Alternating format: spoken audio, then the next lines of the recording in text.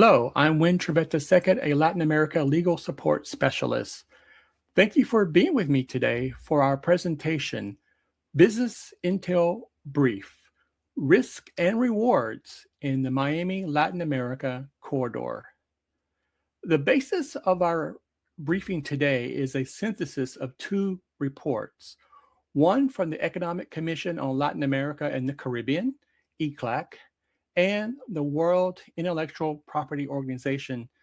The objective is to identify those forces that are shaping the risk and exposure in Latin America in the context of intellectual property and arbitration. So the three drivers. First of all, growth is outpacing institutional capacity. Regional growth reached approximately 2.4% in 2025 economic growth, with trade and investment continuing across multiple sectors. Second, intellectual property is becoming a central point of value and vulnerability in the region, with very different patterns emerging across markets. Some systems are driven by strong domestic activity, as we will see, while others depend heavily on foreign innovation. And finally, number three, the region is experiencing escalating disputes, including investor-state disputes, with Miami as the natural hub of Latin America. Across all four countries, pressure tends to surface through both contracts and intellectual property. Those are the points where exposure becomes visible and where positioning begins to matter. So, what are the opportunities here that are emerging? Let's take a look here at our three takeaways for today's presentation. First of all, cross-border growth is accelerating faster than many regional institutions can absorb efficiently.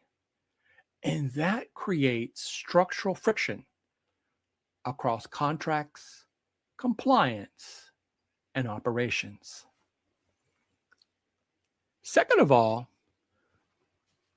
in Latin America, the challenges remain for protection, enforcement, and coordination of IP portfolios. This vulnerability calls for more predictable and stable outcomes.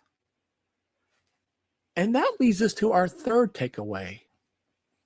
When these pressures escalate and these disputes arise, where do the countries turn to, whether it's the states or the businesses turn to be able to resolve these issues?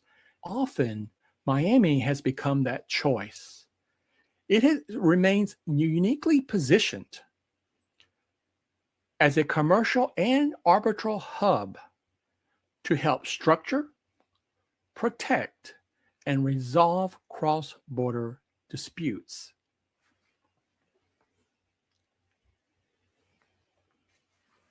In sum, trends within individual countries and external pressures for the region to conform to international standards creates ample avenues for Miami-based counsel to guide companies through the filings, enforcement, and dispute resolution work that the regional systems themselves cannot absorb. Get your full briefing today for the Business Intel Brief Risk and Rewards in the Miami Latin America Corridor. Visit bit.ly/BINTEL001. I also ask you to subscribe to my newsletter, Paralegals Memo, where I go over updates and developments in the world of intellectual property and arbitration in the Latin American context. You can subscribe on LinkedIn at bit.ly/BINTEL001. bit.ly/paralegal1